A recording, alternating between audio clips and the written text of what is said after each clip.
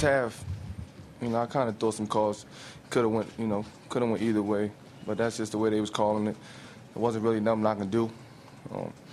Was I kind of upset and frustrated about that? Yeah, but I knew I had a whole second half, to go out there and play and get everything back going. Well, I thought in the first half we was kind of soft a little bit, kind of letting Dirk, get whatever he want out there. Jason Terry get whatever he want, and Howard too.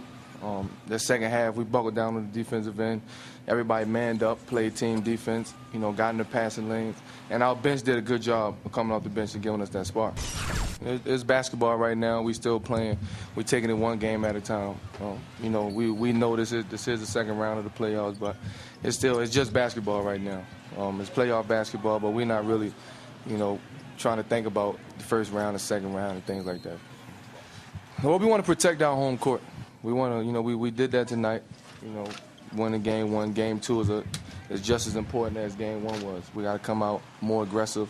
I think early on in the game we didn't know what adjustments to make, to what they had going on. We had to make adjustments throughout the game. We got a day to go back and look at film and make our own adjustments to what they did tonight.